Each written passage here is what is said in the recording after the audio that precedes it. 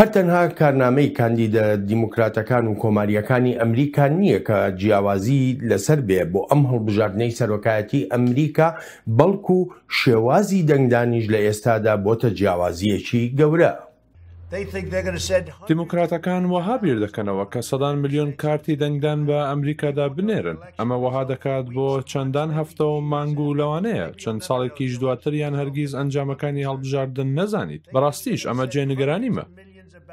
سەرۆک ترامپ جەخت دەکاتەوە لەوەی دیموکراتەکان شتێکی ئەوتۆیان پێ نییە بۆ ئەمریکا و بۆ گەلی ئەمریکاش هەر بۆیە وەک دەڵێ کەس دەنگیان پێ نادا. دیموکراتەکان گەلی ئەمریکایان بەلاوەگەرنگ نییە. ئەو کارە ناکەن کە پێویستە بۆ گەلی وڵاتەکەمان بکرێت. جا ئایا سەبارەت بە بێکاری بێدیان هەر شتێکی تر؟ ئەوەی بەلایەنەوە گرنگە تەنها هەڵبژاردنە و هەڵبژاردنیش دەدۆڕێنن. دیموکراتەکانیش قسەی خۆیان هەیە لەسەر سیاسەتەکانی سەرۆک ترامپ و ڕەخنەی زۆر و قورسیشی لێدەگرن. ترامپ نیشانی داوە کە ناتوانێت بەسەر ئەم پەتایەدا زاڵ بێت و بتان پارێزێت. ناتوانێت ئابووری بەرەو پێش بەرێت و ئەمریکا بخاتە ساڵتێ. هەروەها بەمەبەست ئاگری جیاوازی و ڕاسیزم لەم وڵاتەدا خۆش دەکات. دیموکراتەکان هەموو هەنگاوەکانی سەرۆک ترامپ بۆ کێشەکانی ناو ئەمریکا دەبەستنەوە بە هەڵبژاردنەوە و دەڵێن سەرۆک مەبەستی تایبەتی هەیە لەو هەنگاوانە بۆ چارەسەرکردنی کێشەکان. داناڵد ترامپ هیچی بەلاوە گرنگ نییە. هەڵمەتەکانی هەڵبژاردننی شکستی هێناوە بە شوێن پشتیوانی سیاسیدا دەگەڕێت. ئەوەی ترامپ دەیکات بۆ یاسا و سەخەمگیری نییە، بەڵکو استراتیژیەکی سیاسیە بۆ بوژاندنەوەی هەڵمەتە شکست خواردووەکەی هەڵبژاردنێتی.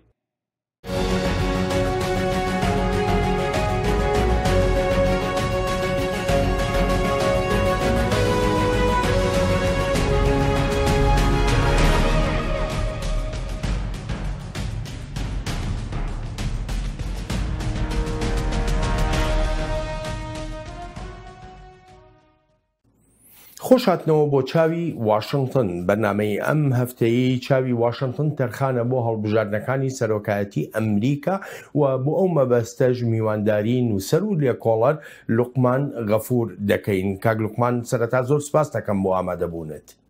زۆر سپاس بۆ ئێوە، زۆر سپاس بۆ دەنگی ئەمریکا. ئەم هەڵبژاردنەی ئەم ساڵ کاک لوقمان بەڕای جەنابەت بەرابەریەکی تیادایە لە نێوان دیموکراتەکان و کۆماریەکاندا؟ بۆ خۆت دەزانی کۆماریەکان ئێستا لە کۆشکی سپیدان و زۆری نەشن لە ناو سیناتی ئەمریکادا. دیموکراتەکان وەکو ئۆپۆزیسیۆن کار دەکەن و هەروەها زۆرینەن لە ئەنجومەنی نوێنەرانی ئەمریکادا. دەست خۆشکاک بڵێن خۆی کاک بڵێن بەڕاستی من لەگەڵ زۆر ئەتوان بڵێم مامۆستای زانکۆ یاخو بڵێن لەگەڵ خەڵکی ئەمریکی ئەوەی کە تابعی سیاسی و هینە خوێنێت هەواڵە خوێنێتەوە یاخود متابعی سیاسە دەکات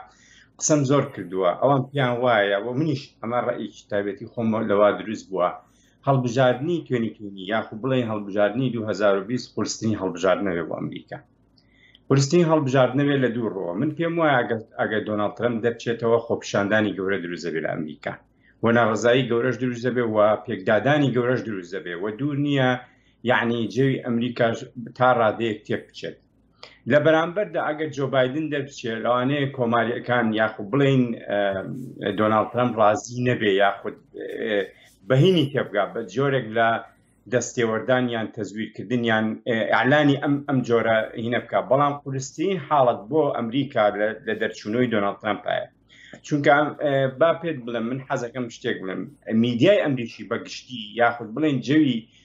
ئەو ڕووماڵە سیاسی کە بۆ ئەمریکایان دروست کردو وایان دروست کردو دۆناڵد ترامپ دەرناچێتەوە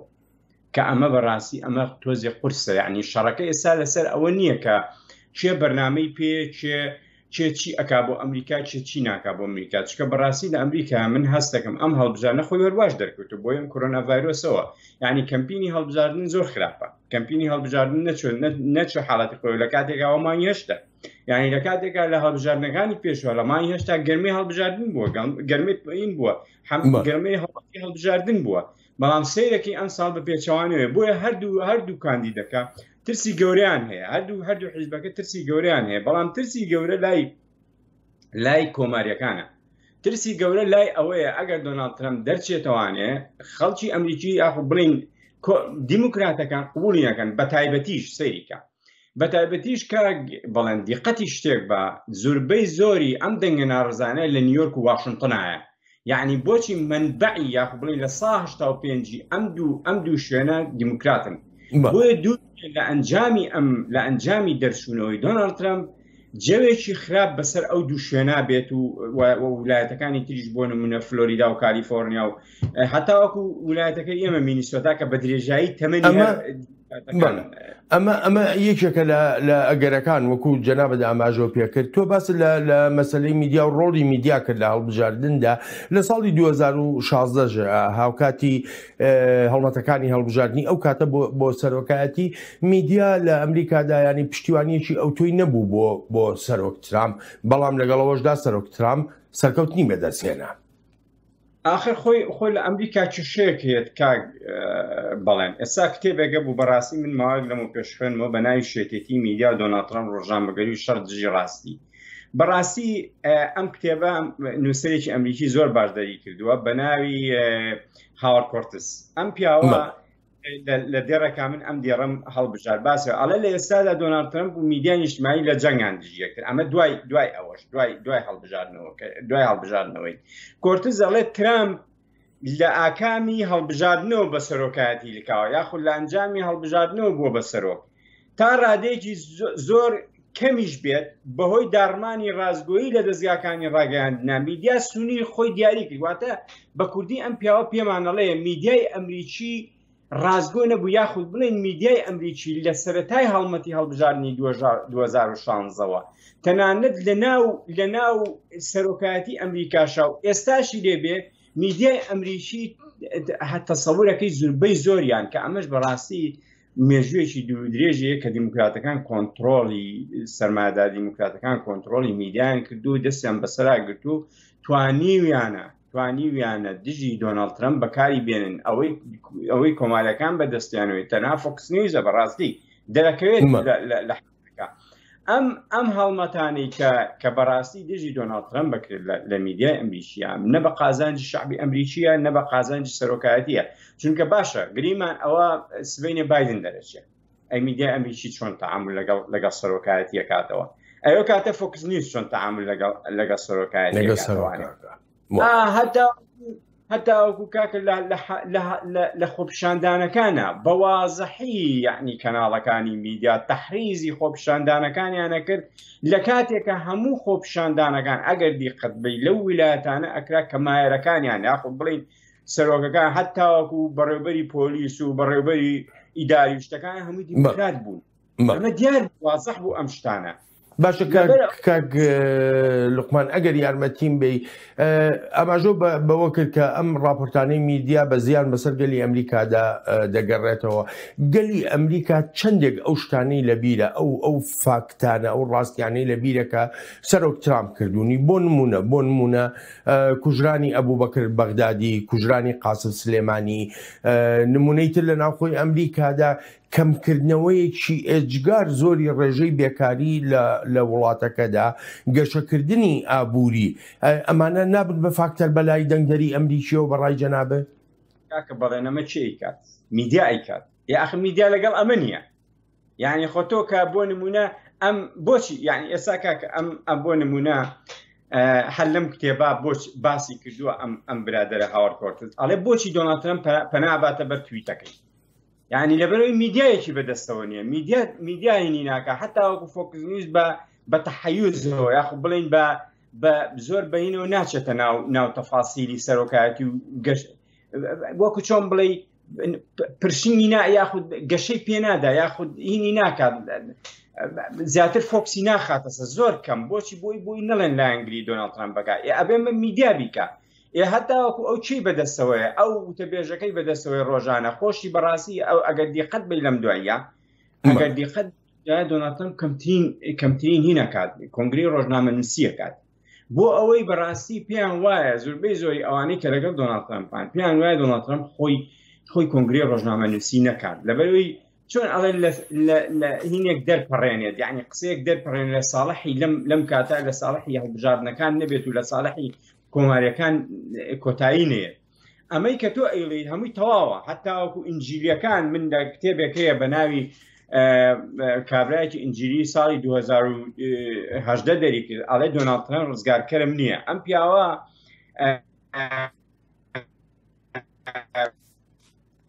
ئاشکرا باسی ئەوە ئەکا ئەڵێ ئێمە بۆ دۆناڵد ترامپمان هەڵبژار بۆ هیلاری کلینتۆنمان هەڵ نەبژار. ئەگەر ڕێگەم بدەیت من باسی ئەم چەندێڕێکی ئەم کتێبە بۆ ئەەکەم. ئەڵێ نووسری ئەم کتێبە لە لاپەڕەنەوەی چوارە لەژێر ناونیشانی هەر لەژێر ئەم ناونیشانە نووسێتی. ئەڵێ هیلاری کلینتۆن و دۆناڵد ترامپ و هەڵبژارنی سەرۆکایەتی و سەروەری خوا هەر بەم نەسە ئەڵێ نەنووسێت نەمانتوانی دەنگ بە کەسێک بدەن کە جیاوازی ڕەفتاری و مۆراڵیمان لەگەڵی هەبێت. بۆیە دەنگمان بە ترامپدا لەبەر ئەوەی دژی هیلاری کلینتۆن بووین. هەروەها ئەژڵێ چی ئەڵێ چی ئێمە بۆچی هەڵمان بژار ئەمانە بوو بۆ کارەکەی. هاوسەرگیری هۆمۆسێکسوال لە کامە ئەمان کۆماریەکان زۆر دژین دیموکراتەکان پشتگیری ئەەکەن. هەستمان کرد هیلاری ئۆپۆزیسیۆنی توندی ئاینە ئەوان وا ئەڵێن یان ئەمە ئینجیلەکان ئەمە ڕێیانە ئازادی لە باربردنی مناڵ پشتیکردنی رادیکالیزم و کە بریتە لە هۆمۆسێکسوال و ترانسجێندەر و بایسێکسوال و هێزبین و ئەمانە بەڕاستی ئینجیلەکان یاخود بڵین ئەوانەی کە زیاتر پابندن بە دینەوە ئەمانیان لەبیر نەچوە هەتاوەکو ئەوان باسی ئەوە ئەکەن ئەڵێن ئێمە ترسمان لەو لێشاوە زۆرەی کۆچبەر هەبوو کە لە ساڵی 2014 بۆ 2012 بۆ 2016 لەسەر دەستی سەرۆکایەتی ئۆباما هات کە جۆ بایدن خۆی بەشێک لە سەرۆکایەتیەکە. یعنی ئێستاکە کاک بەڵێن یەکێک لە کێشە گەورەکانی دیموکرات و کۆمارەکان و خەڵکەکانیشان من قسەم لەگە هەردوو ئینەکان بەبین دیارن یعنی بە قسەکردنا دیارن. بەڕاستی دۆناڵد ترامپ کۆماریەکان ناڵم لە ساسە دۆناڵد ترامپیان بەدڵە ئەتوانم بڵم لە ئەم جیاوازیە هەیە تەنانەت لە ناو دیموکراتەکانیشە جیاوازی هەیە بەرامبەر بە جۆ بایدن. دیموکراتەکانی جۆ بایدنیان بەدڵ نییە. هەتاوەکو من لەگەڵ مامۆسایەکە قسەم کرد ناوی مایک ناوی باوکیم بیرچەوە ئەو بە منی وتی یەکێک لە کێشەکانی دیموکراتەکان ئەوەی ئێستا قیادیان نییە کادیان نیە و دابەشبوونێکی بەرچاویش دەبینرێ لە ناویانە ئەبینرێ لە بینی سۆشیال دیموکرات کە لیبراڵێکی ئازاد کە زۆر ڕاستی بۆ پیشاندانەکان ئەوان سەرپەرشتیانەکان حتا گروپی ئەنتی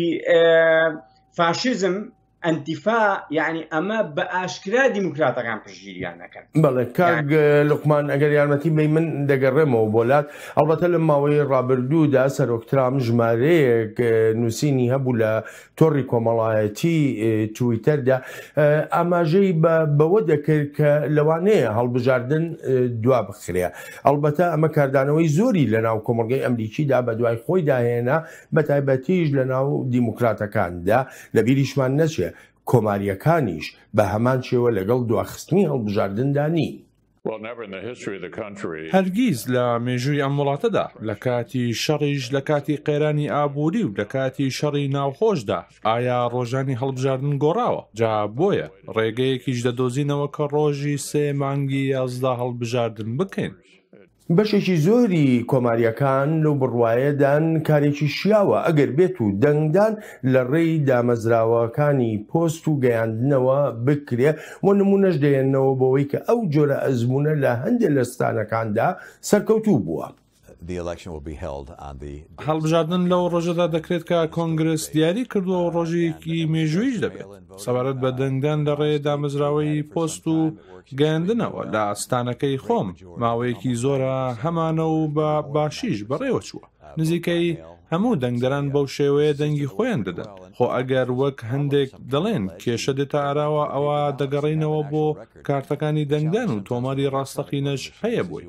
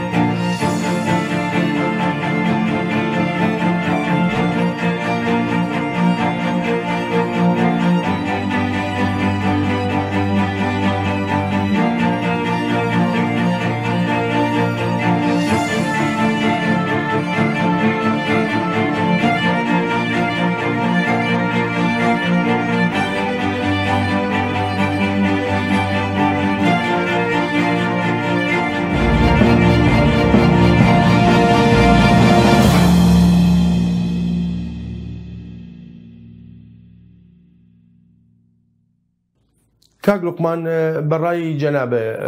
بەهۆی پەتایی کۆرۆناوە ئەگەری چەندە هەڵبژاردن دوا بکەوێ ئێمە گوێبیستی کۆماریەکان بووین لە کۆنگرێسداوە لە دەرەوەی کۆنگرێسیش کە جەخت دەکەنەوە لەوەی ڕۆژی 3 مانگی 11 هەڵبژاردننی سەرۆکایەتی لە ئەمریکادا دەکرێت بەڵام ئەمە بەو مانایە نییە کە بڵین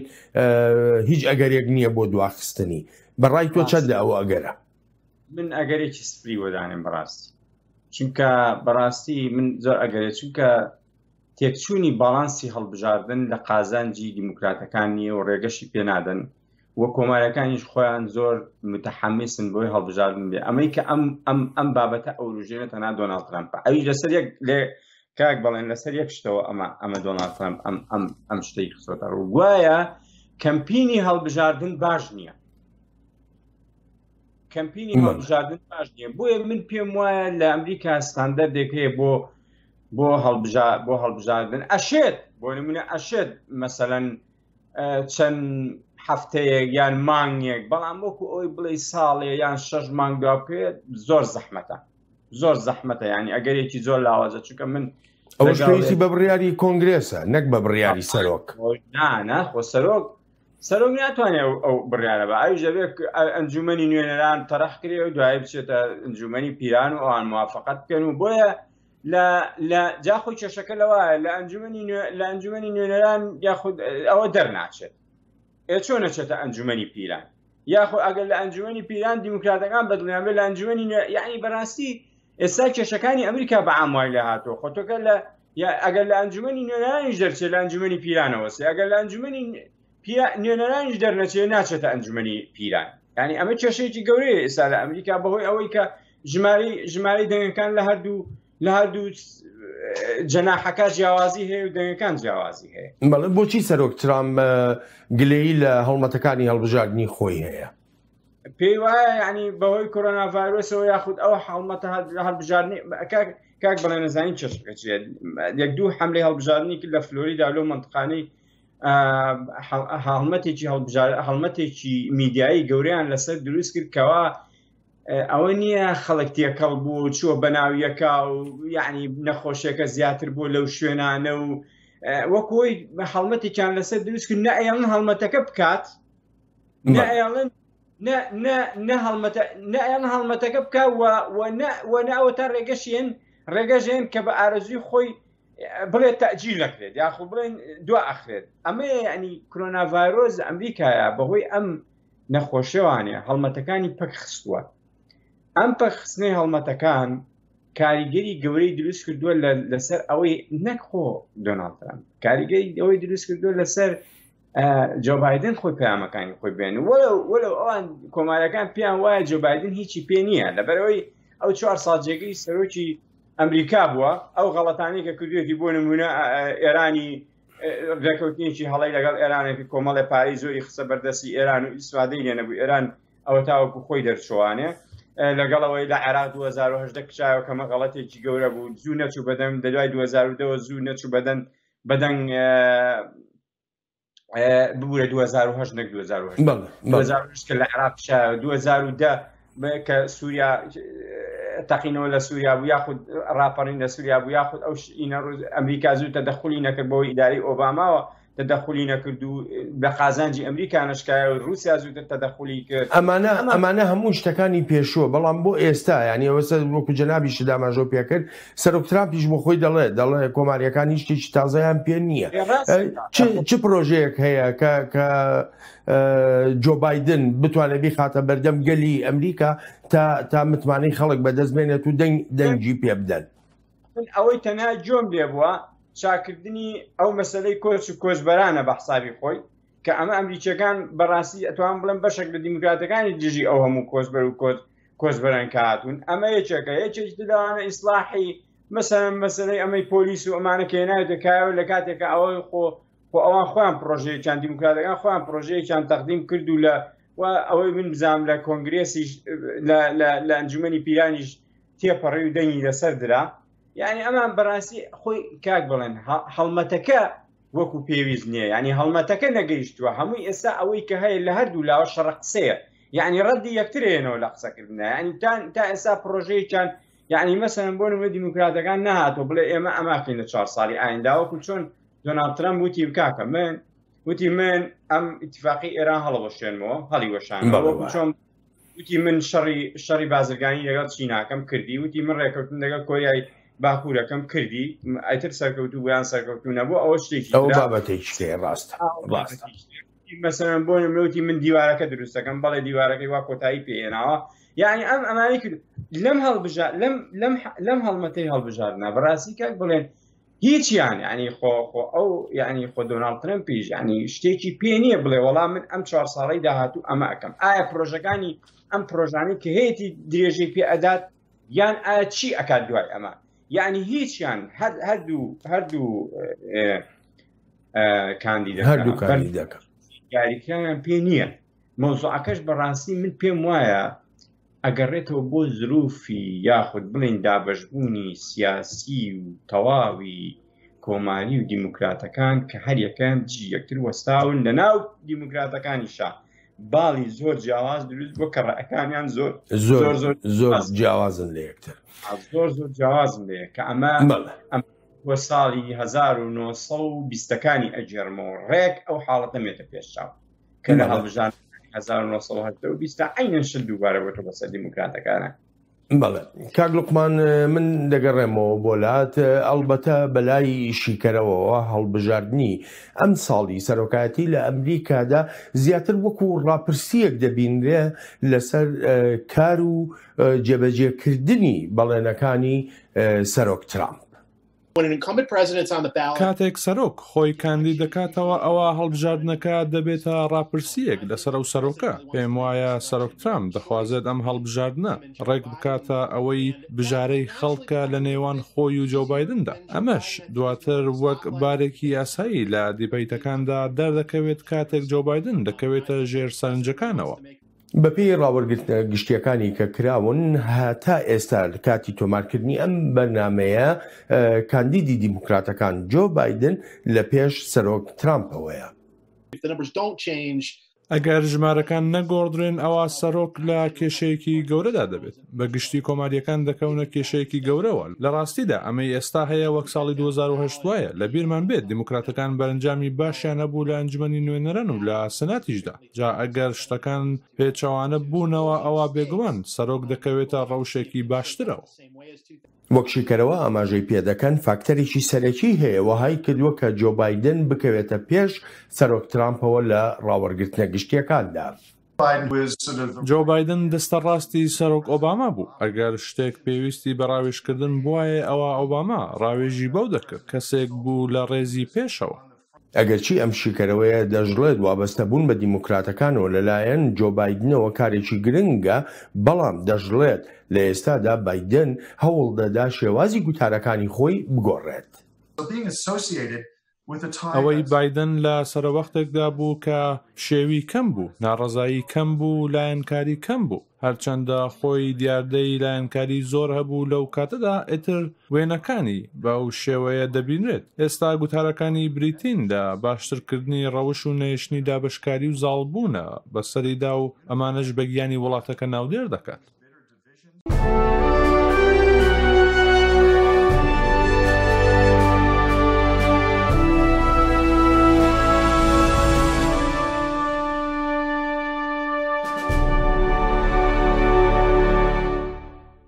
کاک لوقمان دەگەڕێمەوە بۆ لای جەنابەت ئەلبەتە بۆ خۆشە داگاداری ئێستا بە پێی ڕاوەرگرتنەکان جۆ بایدن کەوتۆتە پێش سەرۆک ترامپەوە چەندێ دەکرێن متمانە بەو ڕاوەرگرتنە گشتیانە بکرێن. کاک بەڵێن بەڕاستی من نایشارمەوە لە زۆر نزیکینشا باسم کردووە لای زۆر کەسیش باسم کردووە من ئەنباتە من باوەڕم بە ڕاپرسەکان بە هیچ شێوەیەک بۆ پێشڵم بووە ئەسڵەن لە هەڵمەتی هەڵبژاردننی 2016 بە هەموو ڕاپرسیەک و بە هەموو شێوەیەک بۆیە هیلاری دەرچوایە بۆوانە بوو. دوو لە مانگی جون جوڵای مانگی حەوت CNN ڕاپرسیەکی بڵاو کردەوە ڕاپرسەکەی تەزویر بوو من نامەکەم ماوە کە سەرۆکایەتی یاخود بڵێن ڕاستەی دۆناڵد ترامپ ڕەخنەی لێگرت و بە تونترین شێوەش ڕەخنەیان لێگرت و هەتاوەکو هەڕەشەی شکات و شکاتکاریشیان لێکرد نامەکەم ماوە کە CNN جوابی یاوەتەوە داوای لێبوردنی کردووە. بەڕاستی ئەم ڕاپرسیانە من گومانم لێ هەیە کاک بەڵێن من زۆر گومانم لێ هەیە ئەم ڕاپرسیانە ڕاپرسی ڕازگۆیانە نین میدیاکانێکن میدیاکانیش بە ئارەزووی دڵی خۆیانێکن ئەجا ڕاپرسی بەڕاستی من کە دیقەتم ماوە کاک بەڵێن زوربەی زۆری ڕاپرسەکان ئەڵێ 1500 کەس 2000 کەس بەڕاستی ئەمریکایەکی 320 ملیۆن کەسی ناتوانێت تۆ بە 1000-2000 کەس لە ڕێی ئینتەرنێتەوە ڕێی بەی لە کاتێکە بۆ نمونە ویلایەتێکی وەکو نۆرس داکۆتا لە 180 خەڵکی ناو جوتیار و خەڵکی ناو زەراعی و خەڵکیوانەیە زیاتر مهتەم نییە بە مەسەڵەی ڕاپرسی و ئەم شتانەوانە یان ساوز داکۆتا یان مینیسۆتا یان زوربەینەکان ئەم ڕاپرسیانە من هەستەکەم لە ناو سنتەری واشنگتن و نیویۆرکا زیاتر گرنگی پێدێ کە منبعی یاخود بڵین زیاتر دیموکراتەکانی تیاتر بۆتەوە ئەشبینین ئەوە ئەشبینین هەڵبژاردننی ژەبینین کە من قەت وای نابین موانێت بۆ نمونە ئەڵێ ئەنی ڕاپرسیەکان ئەڵێ لە 143 ترەم لە 152-53 بۆ بایدن یعنی ڕقمی زۆر جیاوازە ینی کاکە نەبوو لە ئەمریکایە یعنی مەسەن هەڵبژاردن دای من لە سایەک و لە 100 فەرخیە بۆ لە ئەمریکایە لە 180 و لە 100 چۆن جیاوازە دروست دەبێت بۆیە بەڕاستی من نایشارمەوە ینی من ڕێیەکی تایبەتی خۆم هەیە کە لە هەموو شوێنێک گوتومە من باوەڕم بە ڕاپرسیەکان نییە باشە کاک لوقمان بۆ خۆت دەزانی ینی هیچ سەرۆکێکی ئەمریکا لە مێژووی هەڵبژاردنەکانی سەرۆکایەتی ئەمریکا ئەگەر وڵاتەکە لە شەڕدا بوو بێ ئەو کەسەی کە سەرۆک بووە لە گەڕی یەکەمدا بۆ گەڕی دووهەمیش هەڵبژێردراوەتەوە ئێستا ئەمریکا بۆ خۆت دەزانی ینی لە بەرەی شەڕی دژی کۆرۆنادایە و بە شەڕێکی گەورەش دادەنرێ ئەمە یارمەتی دەرەبێ بۆ سەرۆک ترامپ من شتێکی تر ئەبینمەوە کاک بەڵێن لە شەڕی دژی بازرگانی چینای ئەمە هۆکارێکی گەورەیە بۆ هەڵبژاردنەوەی دۆناڵد ترامپ یعنی بەڕاستی توانیوێتی ئەو شەڕە لە چین بباتەوە من ئەوم پێ بەقووەترە وەک لە کۆرۆناش بەڕاستی ئەوە هۆکار من پێم وایە یعنی بە هەموو ئەحسای خۆ ئێستا ئەوەی کە دۆناڵد ترامپ یعنی بەواتای تر ئەوەی سەرکەوتووەتیایە دۆناڵد ترامپ مەسەلەی شەڕی بازرگانی دژی چینە تایە سەرکەوتووە ئەگینا بەماناکانی تر شەڕی دژی کۆرۆنا ڕاستە گرنگە ینی گرنگە بۆ ئەمریکا بتوانێت بەڕاستی ئێستا مەسەلەی ڤاکسینەکە ئەگەر بە هەشت شێوەیەک بێ لە مانگی 11 و پێش 11 یاخود لەگەڕ 11 یاخود لە نیوەی 11 شابێ بۆ ئەمریکای بەرهەم بێنێ ئەما بێ بە دەستکەوتێکی گەورە بۆ دۆناڵد ترامپ بەڵام لە سەر و ئەمەوە کاک بەڵێن مەسەلەی شەڕی بازرگانی دژی چین و ئەو ڕێگریە گەورانەی کە لە حتاوەکو کاک بەڵێن مەسەلەی هاوپەیمانێتی لەگەڵ هەندستان اتفاقی بازرگانی لەگەڵ هەندستان ڤێتنام هۆنگ کۆنگ تایوان ئەمانە لە ساڵی لە دوای 2020ەوە ئەبێ ئەتوانم بڵێم ڕێکەوتنی بازرگانی گەورەی دۆناڵد ترامپ ببێ لەگەڵ ئەم وڵاتانە دژی چین ئەمە من یعنی ئەمە لە مەزدەرێکی مەوسوقی تەواوە کە لەگەڵ چەند ئەکادیمیستێکە ئەم قسانم کردو و پێ زۆر جەخت لەمە ئەکەنەوە کە ئیتیفاقی بازرگانی لەگەڵ هەندستان لەگەڵ تایوان لەگەڵ ڤێتنام لەگەڵ هۆنگ کۆنگ لەگەڵ فلیپین لەگەڵ بنگلادیش لەگەڵ ئەم شوێنانە ئەبێ بە ئیتفاقەت تاوەکو ئێستا مەسەلەی ئیتفاقی استراتیژی سەربازی لەگەڵ ئوسترالیا زۆر گرنگە مەسەلەی ئیتفاقی هەندێک ئیتفاقیاتی لەگەڵ بەریتانیا زۆر گرنگە کێشەکەی لە ئێستاە ئەمەیە لەگەڵ یەکێتی ئەوروپا تۆزێ ناکۆکە دۆناڵد ترامپ خۆ ئەگەر دۆناڵد ترامپ لەگەڵ یەکێتی ئەوروپایە کۆک بێت و من پێشم وایە لە 2020 ئەم گۆڕانە دروست دەبێت هەتاوەکو دیارە ئێستا کشانەوەی هێز لە ئەڵمانیا و بردننی هێز بۆ پۆڵەندا ئەمە جۆرێکی ترە لە سیاسەتێکی تری ئەم سەرۆکایەتیە ینی گۆڕانی گەورە دروست دەکات من پێم وایە ینی ئەمە ئایا ئەگەر دەرچێتەوە ئەگەر دەریش نەچێتەوە بایدن ببێ بە سەرۆک ئەوە نازانین پرۆگرامی بایدن چیە بۆ ئەمریکا و بۆ تەواوی سیاسەتی دەرەوە. بەڵێ کاک لوقمان دەگەڕێمەوە بۆ لا دەڵبەتە ئاماژە بەوە کرد کە دۆسەی بازرگانی لەگەڵ چین گرنگتر و گەورەتریشە لە دۆسەی بەرەنگاربوونەوەی کۆرۆنا لە کاتێکا لە ناو ئەمریکادا شیکەرەوە وهای بۆ دەچن کە بەرەنگاربوونەوەی کۆرۆنا یەکێکە لە فاکتەرە سەرەکیەکان بۆ دیاریکردنی ئەنجامەکانی هەڵبژاردننی ئەم ساڵی سەرۆکایەتی لە ئەمریکادا و دەژڵێن بۆتە دۆسەیەکی سیاسیش. ڤایرۆسی کۆرۆنا گرنگترین شتێکە ڕوویدا بێت لەم سەروەختەی سەرۆک ترامپدا مەبەستم ئەوەیە کە هەرچەندە شتی تریش زۆر ڕوویان داوە واگە ڕاگەیانە سەر سۆڕهێنەرەکانی سەرۆکیان ئەمپیچکردن و چەندان شتی تریج بێگومان ئەمانە کاریگەریان لەسەر خەڵک دەبێت پێم وانییە ئەمانەش هیچیان ببنە مایەی دڵنیایی لەوەی سەرۆک زیانی سیاسیان لێ بکات. بێگومان زۆر دۆسەی تریش هەن بۆ دیموکراتەکان کە خەڵک یاخود دەنگدەر دەیکاتە پرەنسیپێک بۆ دەنگدان بە کاندیدی دیموکراتەکان و شیکەرەوە ئەوە ناشارنەوە کە بەڵێ هێشتا ئەگەرەکان زۆر ماون لە بەردەم دیموکراتەکاندا. زۆر شت هەن دەشێت لای دەنگدەر هەبن لە سەراسەری وڵاتدا کە دەشێت وها بکەن خەڵک دەنگ نەدەن بە بایدن جا بەڕاستی ئەمە پرسیارە گەورەکەیە لەم هەڵبژاردنەدا. لەسەر دۆسەی بەرەنگاربوونەوەی پەتای کۆرۆنا وەکو شیکەرەوە ئاماژەی پێدەکەن ئەوانەی کە پێشتر دژی سیاسەتەکانی سەرۆک ترامپ بوون ئێستاش بە هەمان چاو سەیری ئەو هەوڵانە دەکەن کە بەڕێوەبەرایەتی ئەمریکا دەیدا بۆ لەناوبردننی پەتای کۆرۆنا. ئەوانەی هاوڕای کارەکانی پێشووی سەرۆک ترامپن ئێستاش پیان وایە کارێکی گەورە دەکات لە بەرەنگاربوونەوەی کۆڤید-19دا ئەوانش کە تەبانین لەگەڵ سەرۆکدا دەڵێن زۆر خراپ سەر و سەودای لەگەڵ ئەم پەتایەدا کردووە هەڵسەنگاندنی کارەکانی سەرۆکدا بەرەنگاربوونەوەی ئەم پەتایەدا بە هەمان چاویلکەی پێشتر بووە کە دەگەڕێتەوە بۆ ئەو کاتەی سەرۆک ترامپ چووە کۆشکی سپیەوە.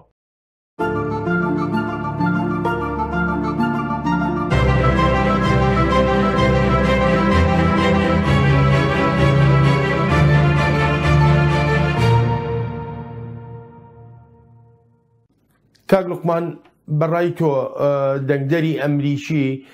پەتای کۆرۆنا چەند دەکات بە فاکتەر ئەو کاتێک کە دەچێتە سەر سندوقی دەنگدان؟ ئەوە پشت بە من پێم وتی پشت بە و ڤاکسینا بەستەکە ئایا بەرهەمیان نا پشت بە کەمبوونەوەی ئامارەکانی مردن و ئامارەکانی توشبوو نەبەستێ کاکە بەڵێن یەکێک لەو تۆ ئێستا ئاماژەت بە شتێکدا کە کەیسی کۆرۆنا ڤایرۆس یعنی یەکێکە لەو کۆیسانی شیکەرەوەکان زۆر ئەتیمانی بکەین ئەمە چێ دروستی کردووە کاک بەڵێن ئەمە میدیا دروستی کردووە لەسەر چه ئەساسی ئەمەی دروست کردووە لەسەر ئەساسی زۆری مردن لە ئەمریکا و زۆری توشبوون لە ئەمریکا ئەمە بەڕەخنەیەکی جەرنەوە بۆ دۆناڵد ترامپ لە کاتێکە بەڕاستی ئەمە حاڵەتێکە لە ئیتالیایەکی 80 ملیۆنیە زۆر زیاتر بوو یعنی ئەوە ڕاستە ینی بۆ سەرۆک خراپە ئەمە بەڵام با بیرمان نەچێ ئایا ئەمریکا بۆچی باسی ئەوە ناکرێت بۆ کاک بڵێن ئێمە ئێستا من ناکرێت من لێرە دیفاع لە دۆناڵد ترامپ بکەم بەڵام ئەی بۆ باسیەوە ناکرێت لە ئەمریکا چەند کێشەی خەستەخانە دروست بوو سفر چەند کێشەی ئەدەواتی پزیشکی دروست بوو سفر چەند کێشەی نەبوونی تێز دروست بوو سفر یعنی ئەمانە نەقدن بۆ ئیدارە ئەمانە نەقدە بۆ ئیدارەی تەندروستی یاخود بۆ وەزارەتی تەندروستی ئەم کابینەیە یاخود بڵێن ئەم ئیدارەی ترامپ مەسەلەی توشبوون ئەمە پەیوەندی بە وای ئەمریکیەوەیە کاکە تا ئێستا خەڵکی ئەمریکی قەناعەتی بە ماسک نییە چیەکەی تۆ دۆناڵد ترامپ چی بکات خەڵکی تا ئێستا خەڵکی ئەمریکی زۆر باوەڕی بە خۆپاراستن نییە دۆناڵد ترامپ چی بکات کەیسەکان زیاد دەکات کەیسەکان لەکوێ زیاد دەکات لە ویلایەتانی کە قەرەباڵغن لە ویلایەتی فلۆریدا و کالیفۆرنیا و لەم شوێنانە زیادی کردووە ئەی باشە بۆچی لە پێش هەڵمەتی لە پێش خۆپیشاندانەکانە دیموکراتەکان ئەیانود نابێ خەڵک بێتە دەرەوە بێ کلینتینە بەردەوام بێ وین بەردەوام بێ بەڵام کە خۆپیشاندانەکان ڕووی یا یەکێک لەوانە لە مقابلەیەکە لە ویلایەتی مینیسۆتا پامنێری CNN ئەو پرسیارەی لەین کرد لە خۆپیشاندەرێک کرد کەچی خۆپیشاندەرەکە توو ڕەبوو ئەی چۆن تۆ پێش هەفتەیە لەمە پێش تۆ دیموکراتەکان داوایان نەکرد کە تۆ ئەبێت لە کەرنتینا بوو نابێ بێتە دەرەوە تێکەڵی بەڵام ێستا چون بەناوێکە بەبێ ماست یعنی بەڕاستی میدیای هەتا کوسیێنن خۆشی تووشی ئەحراجی بوو لەو ئینانە باشە کاک لوقمان بەڕای جەنابە ئەوەی کە سەرۆک ترامپ دەیکا بۆ نمونە خستنە بازاڕی 3 تریلیۆن دۆلار بەرزکردنەوەی ئەو یارمەتی کە دەیدا بەو کەسانەی کارەکانیان بەوەی کۆرۆناوە لە دەست داوە یارمەتیدانی کۆمپانیاکان بێجگە لەوە ینی هەوڵی چڕ و بەردەوام لەگەڵ نێوەندە زانستیە پزیشکیەکانە بۆ دۆزینەوەی ڤایرۆسی کۆرۆنا ئەمانە هەمووی ئەم بەڕێوەبەرایەتیە کردوێتی بەڵام لەگەڵ ئەوەشدا دیموکراتەکان هێشتا ڕخنەی ئەجگار توند دەگرن دیموکراتەکان دەتوانن چ شتێکی زیاتر بکەن لەمەی کە ئەم بەڕێوەبەرایەتیە کردوێتی بڕابکە کاک بڵێن دیموکراتەکان میدیاکەیان بەدەستەوەی ئەگینیان میدیاکەیان لێ دەربێنە دەرەوە زۆر خراپ بۆزیان زۆر خراپە بێ مۆزوعەکە ئەوەیە خۆ ئەگەر ئێستا یەکێک لەو ڕەخنانەی کە دۆناڵد ترامپ دایمەن لە کۆماریەکان هەیەی ئەوەیە پشتگیری حملەی بۆ ناکەن پشتگیری شتەکانی بۆ ناکەن ئەمە کێشەکە چەند کەسێکی دیاری لێ دەرچێت ئەوانەی تر بۆی ناکەن ینی ئایا بۆ بۆی ناکەن لێ ئەترسن لەوە ئەترسن کە ئەمە مۆزوعی ترانی لەو جانبە ئەوان موقفێکی ئەمە بەڵێ کاتی بەرنامەکەم بەرەو کۆتایی دەڕوا کاک لوقمان زۆر بە کورتی ئەگەر بکرێ پێم بڵێ ئەو دەنگدەرانەی کە هەتا ئێستا خۆیان یەکلا نەکردوێتەوە ئەوی لێرە لە ئەمریکا پێیان دەڵێن undecided voters ئەمانە چەند کاریگەر دەبن لە ڕۆژی هەڵبژاردندا لەو کاتەدا کە دەنگەدەن بە پێی ڕاپرسیەکی ABC News لە سا 70 زیاتر ئەمانە کاریگەری گەورەشانە بێ ئەخە بۆیە من بڕوان بە ڕاپرسیەکان نییە یعنی تۆ ئەمە یەکلایەکان تۆ تا لە سا 70 زۆرە بۆ دەنگدەر ئەمە کاریگەری گەورەی هەیە ئەمە پەیوەندی بەو مانگەی ئەخیری یاخو بڵین بە مانگی ئۆکتۆبەرەوە هەیە ئەگەر لە مانگی ئۆکتۆبەرە من پێم وایە ئەگەر لە مانگی ئۆکتۆبەرە کۆماریەکان بتوانن هەندێک هەنگاوی گەورە بە تایبەتی لە بواری ڕوبەڕووبوونەوەی کۆرۆنا لە بواری ڕوبەڕووبوونەوەی بێکاری چونکە ئێستا ڕێژەی بێکاری لە ئەمریکا زۆر بووە لە دوای ئەم بەهۆی بڵاوبوونەوەی کۆرۆناوە زۆر بووە ئەگەر بتوانن یەکێکی تر لەو خاڵانەی کە دۆناڵد ترامپ ئەیکا لە مانگی ئۆکتۆبەرا کە زۆر میمە قەرەبووکردنەوەی ئەو بزنسانەی کە لە خۆپیشاندانەکان زەرەریان دەکەوێتەوە ئەوەی هەڵگرتووە بۆ مانگی ئۆکتۆبەر ئەوە بکە نەتیجەکان زۆر ئەگۆڕێت کاک لوقمان سوپاسە دەکەم بۆ بەشداریت لە بەرنامەی ئەم هەفتەیی چاوی واشنگتندا سوپاس و پێزانینم من زۆر سپاس بۆ ئێوە بۆ بینەرانتان ئازیزانم ئەلبەتە سوپاسی بێپایانم بۆ ئێوەی خۆشەویستە کە هەتا ئێستا لەگەڵماندا ماونەتەوە تا بەیەکگەیشتنەوەی داهاتوومان ڕێز و خۆشەویستی ستافی بەرنامە هەروەها هی خۆیشم بەڵێن ساڵح بەسەند بفەرمونون هەر لە خۆشیە جێتان بێت.